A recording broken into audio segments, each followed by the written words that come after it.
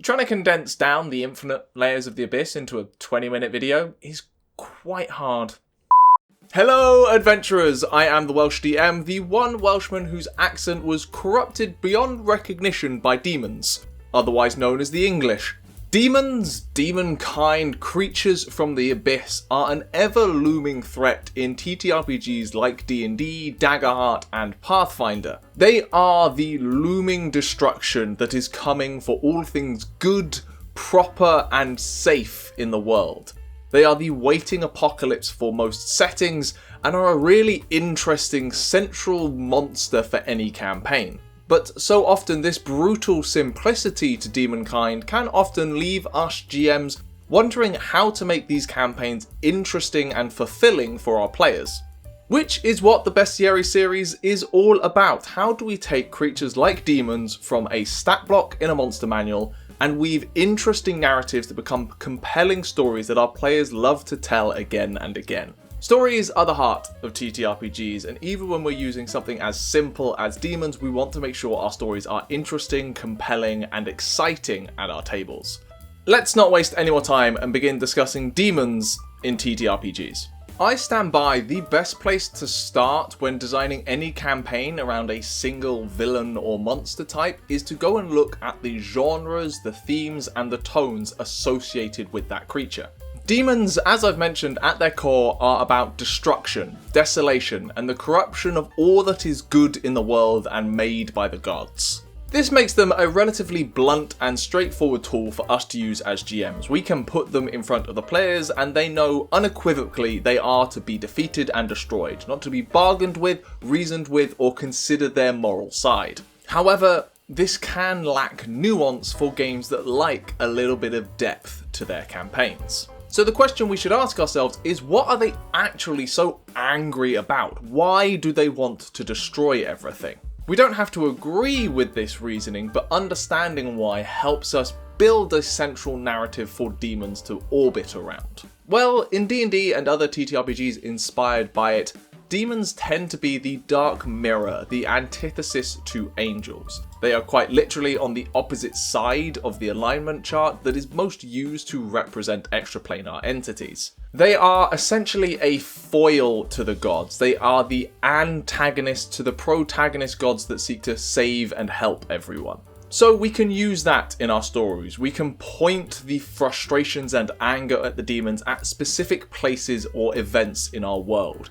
Demons targeting holy sites or the acts of gods either now or in the past. To boil it down to a concept, the reason the demons want to cause havoc, destroy the world and corrupt everything is simply because the gods made it and they hate anything the gods did. So it's worth considering when you're mapping out your campaign concepts with demons at the centre, is how can you tie it to the gods of your world and tell that interesting white-black good versus evil dynamic in a kind of conflicting way. The other thing with demons that I have mentioned is they are essentially the apocalypse that is waiting to happen to sweep over the world and destroy everything. And the real question is, well, why hasn't that happened yet? In many interpretations of demons, including D&D and Warhammer, one of the main reasons demons aren't capable of taking over and destroying the world is because they're too busy fighting each other for control. While at times it can feel contrived to use the bad guys keep fighting each other trope, in this instance it can be quite valuable. We can exploit this concept of demons always trying to one-up each other and be the one who inevitably brings them to their victory of destroying the world, and start pitting demons against each other. Now we've introduced a moral element to demons of which one is actually worse, that the players are willing to give a little nudge of power to make sure that no one rises to the top. Partially because it's fun to revel in the chaos that is self-sabotage for demons, but also because it presents an interesting opportunity to our protagonist players of how do they weaponize this hatred of demons amongst themselves to further their own goals. And this is all before we mention that basically every other extraplanar entity within most settings is aware of the threats of demons and is doing their damnedest to make sure they don't win. Take the blood war from D&D. Devils may be evil, but they know what would happen if demons won. And so they wage the blood war to make sure that they, as devils, can get what they want in the future. This opens up the enemy of my enemy angle to our narratives that is always quite fun and enjoyable in fiction. And the last common thread that comes to my mind with demons, and it's something that I touched upon briefly with devils in the last video in this series, is the concept of true names and anathemas. What is the demon's one true weakness? Despite this being a fairly common trope in fantasies, I rarely see it come up in ttrpg campaigns. This makes for a compelling arc in a campaign that would otherwise just be about fighting demons. We suddenly have mystery and intrigue to solve. The party must dive into libraries, uncover ancient relics, and speak to immortal keepers of knowledge like sphinxes to find out everything they can about the demon at the heart of the campaign and find the one thing that will successfully banish them back to the abyss. And you as a GM can have quite a lot of fun with this and be able to tailor that weakness to the kind of feel you have at the table. Do you have more of a dark, gritty table where perhaps maybe the anathema of the demon is something that's a little morally questionable, and are your players willing to take that risk for the greater good? Or perhaps your table is a bit more fun and the weakness of the demon is simply something like shredded carrot that the players find out halfway along the lines, and they just throw grated carrot at the demon and it banishes back to its plane. Ultimately, let your imagination run wild. So now we have more of a firmer grasp on the types of stories that we can tell with demons. Let's talk specifics. I have, as with every video in this series, 3 adventure hooks or concepts for you to take, develop, and run at your own tables. Each one has a demon or demons at the center of the narrative, but takes the themes and tones that we've just discussed and presents them in different ways. The first is Broken Bindings. A local wizard has spent the better part of their career summoning and binding demons for study to help combat the threat in future. Unfortunately, it has now gone very wrong. A freak magical incident has broken all of the bindings that held the demons in place inside the wizard's tower. Now the demons have fled out into the countryside and are seeking to sow corruption and bring about ruin. The wizard then hires the party to deal with the demons, preferably capturing them and bringing them back where the wizard can continue to study them for weaknesses, but if necessary, simply getting rid of them. The campaign then becomes a Monster of the Week style adventure where each session is based on a different demon that the party have to hunt down, uncover its strengths and weaknesses, and ultimately either try to bind it in magical runes or banish it back to the abyss. The beauty of this is you can make use of the wide range of demons that are present in games like D&D and Pathfinder and steadily ramp up the challenge and power of the demons as the party levels as well. The adventure Demonic Rivalry is built upon that premise of demons just fighting with each other. 2 powerful demons have managed to be summoned by rival cults into the material plane, and now each one seeks to claim dominion over the landscape. Neither can be left to stand upon the material plane, but trying to fight both simultaneously is a promise for certain defeat. The party must figure out how best to play the demons off against each other, weakening both sides until both are vulnerable. Maybe the party choose to ally with one demon in particular, selling their souls briefly to help defeat the rival, before then stabbing their patron in the back and hoping to rid the world of both threats. But so too, this conflict hurts the local civilians directly. Can the party really slow play this problem while everyone else is getting hurt? Or do they need to act fast, act now, and potentially risk their own lives fighting 2 very powerful demons? And lastly, we have Names of Old. For centuries, the church have held the true names of hundreds of demons, able to weaponize them and keep them at bay. But a suspicious fire has just burnt down the church's library, and that has left them vulnerable. Now the church is in desperate need of brave heroes to venture into the Mountains of Shadow and find the Cave of Ruin where the demons' true names were first recorded. The demons recognizing this opportunity will stop at nothing to prevent the party from reaching those caves and finding their true names. But so too, the church is weak and the demons know it, and now is a better time than ever for them to wreak havoc and sow corruption across the world. Time is against the party, and they may not return to home the way they left it.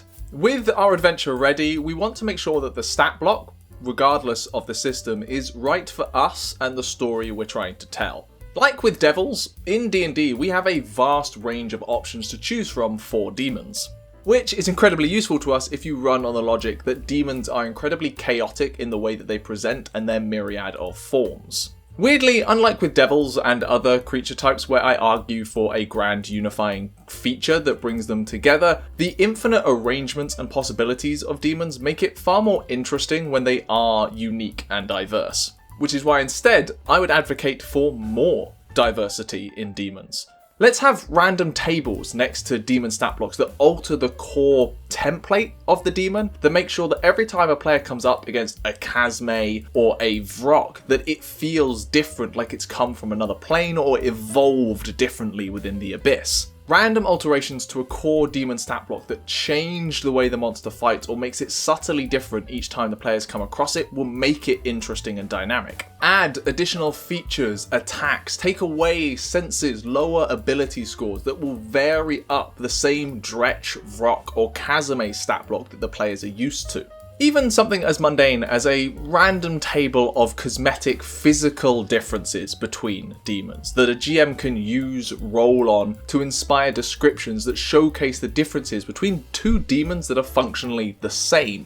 Again, this is the perfect thing to put in a Fizzbands style book on Fiends to showcase and expand across the non-conformity of demons. It wouldn't be me if I didn't still come back around to a unifying feature for all of demons, so what I would potentially like to see is something that showcases their desire to destroy, their growing anger and rage to just desecrate everything around them. A feature that perhaps ramps up as the demon deals more damage. Maybe the DC of the creature's abilities increases by 1 every time they deal a cumulative 50 points of damage in the encounter. Or maybe a breath weapon or recharge ability actually deals more damage every time it recharges, showcasing the demon getting stronger and more confident in the fight. We want demons to feel like this rolling boulder, gaining momentum through the fight, reveling in the destruction, the chaos and the pain that's going on, forcing the players to have to act quickly to destroy the demons before they get too powerful. Flea Mortals from MCDM actually had a concept kind of similar to this, where demons got access to powerful abilities based on how many souls they had consumed. The problem I had with it was that it required the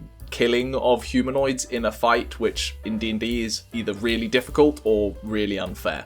And lastly, I want to talk about the weaknesses of demons that we mentioned previously. Demons should have exploitable vulnerabilities that the players can learn about in the adventure and utilize in the fight. We've discussed true names, that thing that the demon holds secret for fear of anyone weaponizing it against them, that was created when they were first manifested out of the Abyss. But we also have anathemas that are just general things that can frustrate or weaken the demon that the players can find through their adventures. We can account for these on the stat block of the demon, building in something that debuffs the demon when the players weaponize these things that they've learned through the adventure. Perhaps when the players use the anathema of the demon, it takes away a certain powerful feature of the demon for the fight. Maybe when the players speak part of the demon's true name, it makes the demon vulnerable to the next attack. Or perhaps it just causes the demon to act weirdly and irrationally, panicked at the idea that someone knows their true name.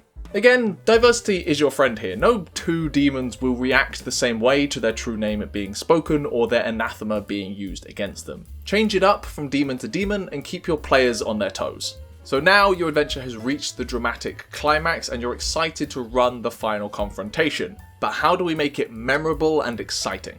Firstly, let's start with the environmental challenges that the demon introduces to the encounter. Demons, by their very nature, warp the landscape they are in. Their very presence corrupts the world around them and changes it. Making use of this in our adventure allows us to have dangerous environmental hazards in our encounters. From pools of corrosive acid to weakening miasmic mists to stones that drain divine spellcasting.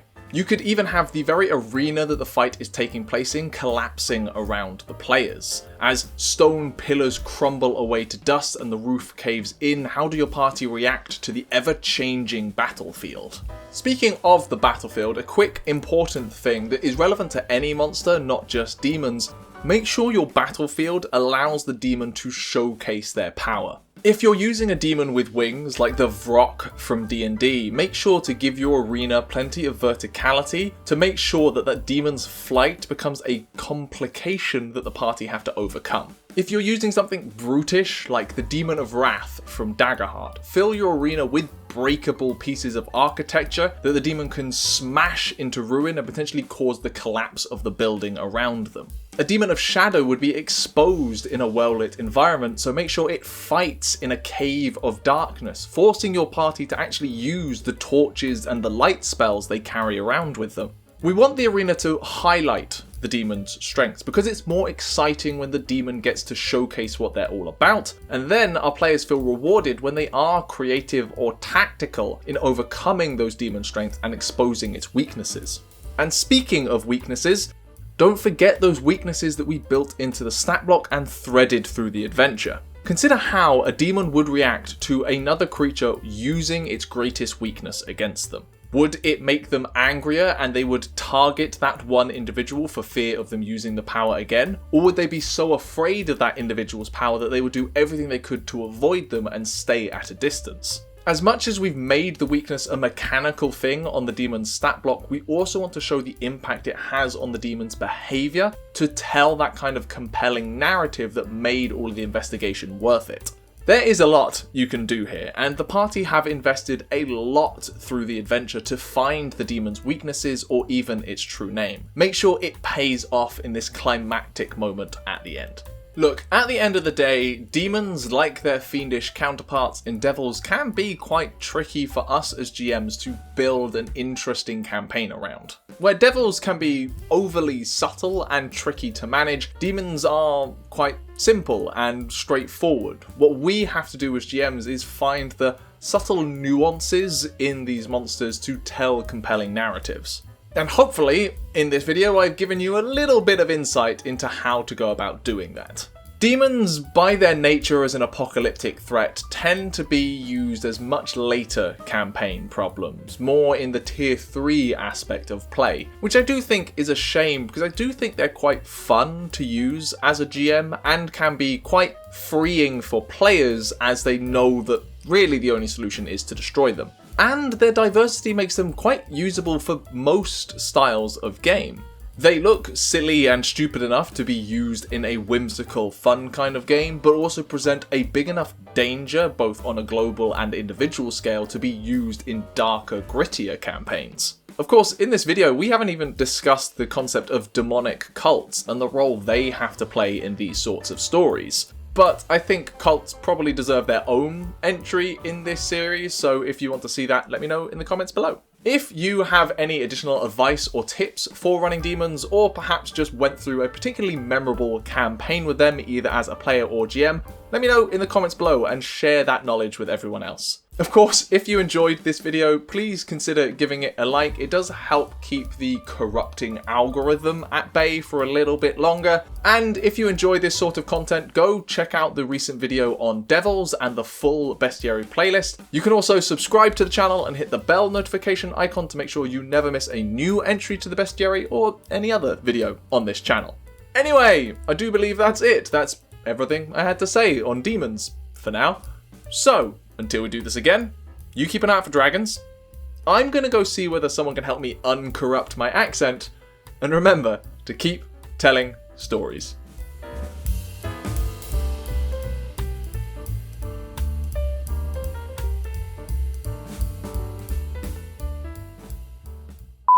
There is a fucking seagull outside.